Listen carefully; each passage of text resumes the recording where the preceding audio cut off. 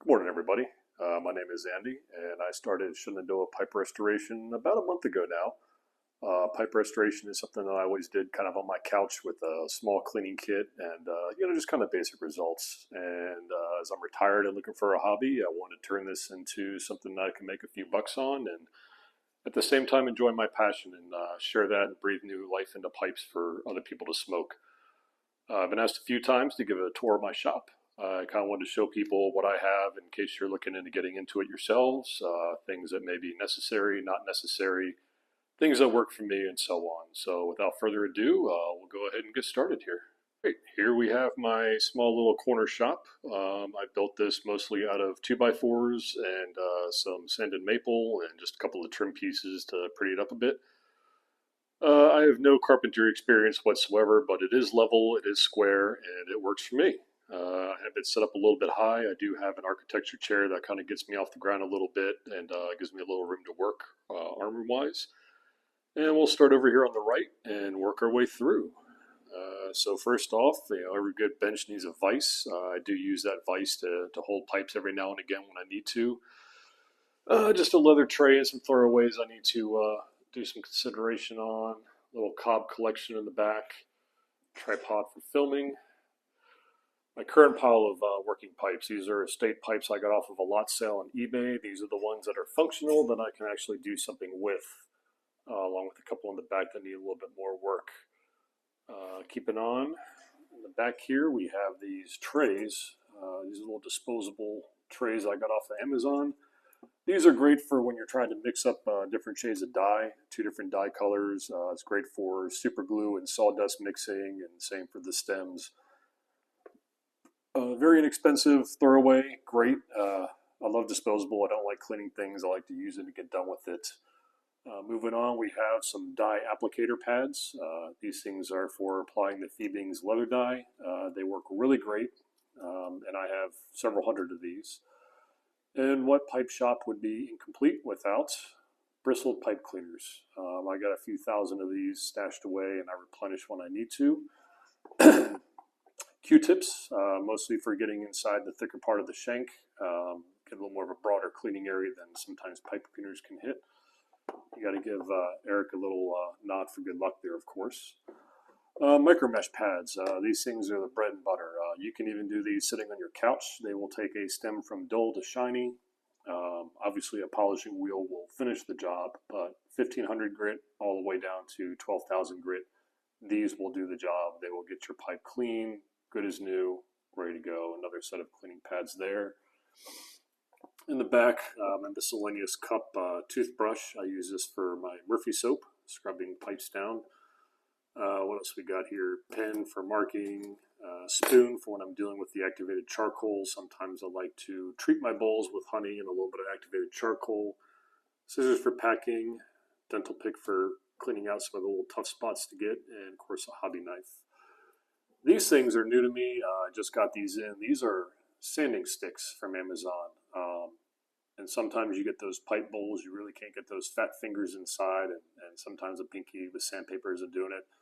These things have a kind of a really coarse grit, and they are great for getting inside the bowl, places that you need to get into. I'll go back over, of course, my non-cutting hobby mat that I've already stained. A couple of pipes I'm working on today. I got this 1950s Dunhill K. Woody Whitebriar, and this is I just like the shape of this. It's kind of really neat. The Seville filter, and this one is already done. Dr. Graybow Omega, getting ready to go on the website today and get that up for sale on eBay. Moving on up top, we have just a variety of bristle cleaners, good for kind of getting in there and doing a little bit more scrubbing. Just some tobacco selections, empty pipe box to go out when whoever buys the Savinelli Sherwood. Finished pipes that are for sale on eBay currently. More finished pipes, more finished pipes. I love these little collectibles. Whenever I'm out antiquing, I see a guy smoking a pipe, I pick him up. Bourbon. After I have cleaned pipes with isopropyl alcohol, because apparently in Virginia you can't get grain alcohol, so I got to go across the border to find some. I will flame it out and I will go back through it with just a little bit of bourbon, just to kind of get rid of any of that kind of flavor that may have been left behind. Brown and black super glue. This I'll mix with some activated charcoal to use for patching stems. This one, the brown, I will mix with briar sawdust and use that for patching bowls and shanks and things that need to. Haven't done it yet, but from the research, that's the way to go. I'm going to give it a try with a couple of my throwaways and just play around with it and see how that turns out, along with all these applicator tips. If you have a wife or even me that likes to drink some wine, corks are great. These plug into the bowl really easy. Helps you stop you from getting stain into the bowl, getting water down in there when you're rinsing them off after you scrub them down and so on. And they're kind of great to hold on to. Get your thumb out of there. Up here we have some leather shine and nourish cream. This is for those leather wrap pipes. This works really good. I do use a little bit of mink oil. I clean, I scrub, and then I hit it with this. Phoebing's leather dye. I saw a post recently asking why not use wood stain. Phoebing's leather dye, it's alcohol based, absorbs fast, dries fast. You can flame it in to kind of heat the wood and get it in a little bit better, and it's much easier to mix and deal with than wood stain is. And I'm sure there's some chemical components behind that, but everybody I've seen uses Phoebing's leather dye, and it works for me. It works great. Obsidian oil. This stuff has been a miracle. It's a very small bottle, but only takes a drop or two each time. I use this on the stem in between pads of micro mesh sanding. And at the end, you give it a little bit of a coat, let it dry for about 30 minutes to an hour, buff it out, and this will help prevent your pipe from oxidizing as fast.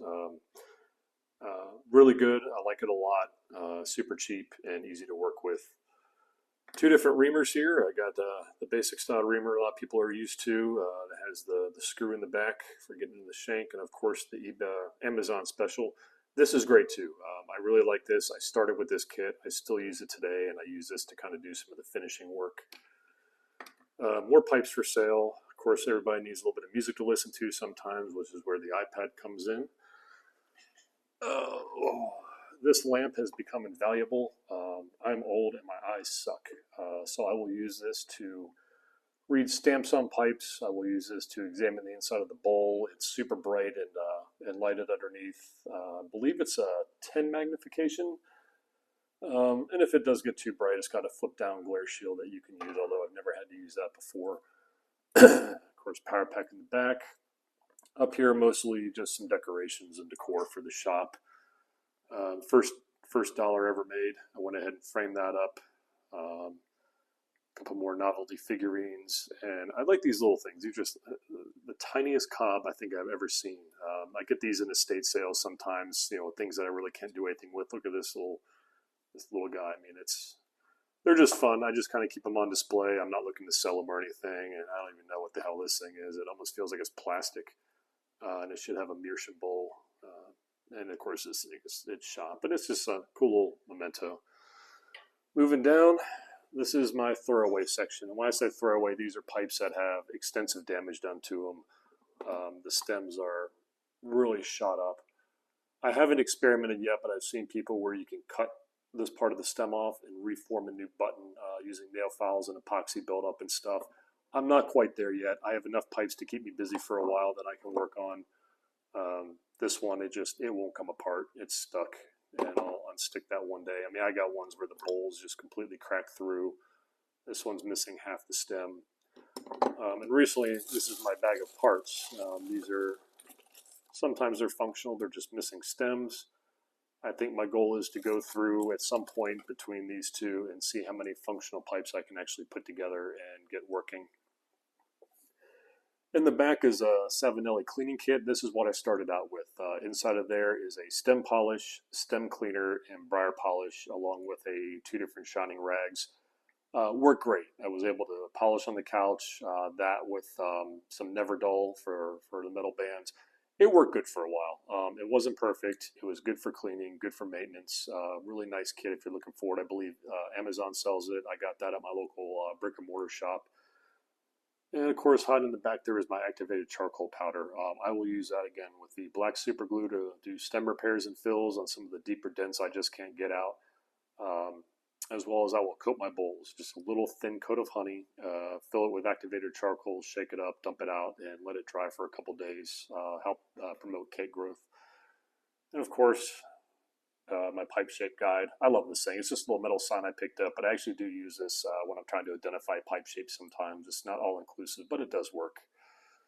Now, the key piece here is the buffing wheel. This is a small wheel. You can see the size of my hand. These pads are not very big, but they work. This was $80 off of Amazon. This is, if anybody's looking for it, it's the Opa Vioc, 110 volt, 60 hertz. I will use this on just the very low setting. I've never cranked this thing all the way up. I haven't had a need to, and I love that it has a secondary kill switch on it. And the pads aren't that hard to change off. You just kind of hold this, unscrew them. These are directional, so make sure if you do get this one, you put the spindles on the right side. It'll make your life so much easier. I learned that the hard way after about a couple of weeks. The black on here is when you're doing the metal, the silver bands and things, it will tarnish the hell out of your polishing band. So I keep this one just for working with metal. And then of course I have my, this is for working on the briar, polishing briar up, just another cotton one. And of course this is my wax wheel. This is probably due to be replaced anyway, but I use this for carnauba wax. And this is just nothing on this. This is just a final buffing polishing wheel I'll use. Super soft. I don't put anything on it. Just after my wax is done, I'll give it a good little clean. Polishing, white diamond. Works great. I got two of them. I didn't realize that the polishing wheel came with one when I ordered it, so I got two of those. Then, of course, brick of carnauba for final polishing. Moving on down. The polishing wheel did come with a couple metal wheels. These things look like they're pretty flaky. I haven't used them yet. This is a little bit rougher, but still soft than the white cotton ones. And of course, I have a whole stack of white cotton ones. I'm not sure. I got some bigger wheels that these will even fit on here yet. The hole's bigger. I don't know if it'll fit on the spindle. It might. We'll give it a try and see. Over here, packing supplies. For when I sell pipes, I got some tearaway bubble wrap, packing tape for the labels, and do a final seal, and then just some padded envelopes. These are bubble wrap padded envelopes that I got and used. A little photo booth studio for taking photos. Don't really like this. I may or may not keep using it. I wish it was white on all four sides instead of having the foil showing. Not a big fan. I'll play around with it some more, but just not kind of what I was looking for. Storage bag for that, and of course a scale. Not everybody, but I do get a lot of requests like, how much does the pipe weigh? So I'll throw it on the scale, send them the weight, and go from there. Just some empty boxes I've gotten in from when I buy pipes and things. I save these for shipping things out. When I can't get it into a padded envelope, I'll just slap a new label on it and call it a day. Over here we have, of course, magic erasers. Stems I will soak in water and OxyClean for about an hour or two. Take them to the sink and scrub them down with a magic eraser. That usually gets all the oxidation off. Sometimes they need a little bit of a longer soak, but the magic erasers, they 100% do the trick. Some very fine polishing rags used for my finished polishing of the pipe after they've been buffed and ready to go. Work rags, you get a pack of 50 of these for 10 bucks places. Some more leftover cotton applicators, and a collection of more pipe cleaners for when you need. Down below we have some sandpaper. Primarily I use this 220-320 grit combo before moving on to micromesh. I do need some more 800. I feel like it's a good stepping stone after the 320 before moving on to the micromesh pads at 1500. Needle file set. This is just a cheap diamond needle file set I got from Harbor Freight. Just a couple bucks. This is the Pittsburgh Diamond Grit. I will use this when trying to work some tough spots out or working with kind of reforming buttons on the pipe itself. These are really great to have. Dremel set. Haven't had a need for it yet. I need to actually dig my Dremel out, but we'll get to that at some point. Mink oil, again, for the leather wrap pipes. Works really good to kind of soften and help clean some of the leather. I like that. Saddle soap's another one. I have a can of that somewhere I need to get to. Of course, OxyClean. Need OxyClean. I use a lot of this stuff. Go through it quite a bit. Some leftover shop rags and more erasers. And I got a variety of these wood mixing sticks too. I haven't broken into these yet, but different sizes. I got a kit off of Amazon. These are going to be good for mixing up epoxy and or the super glue mixtures in those little mixing dishes and applying. Of course, isopropyl alcohol for cleaning and Murphy soap for cleaning. And of course, the one thing I don't mention, I don't see it offhand, but I do have a heat gun, and I will use that heat gun for finishing out stems, trying to get some of the teeth chatter out and do my finishing work. And that completes the shop tour. If you guys have any questions or thinking of starting your own shop and wondering what I have here, if it works, have any questions about stuff, feel free to shoot me a message, shoot a comment.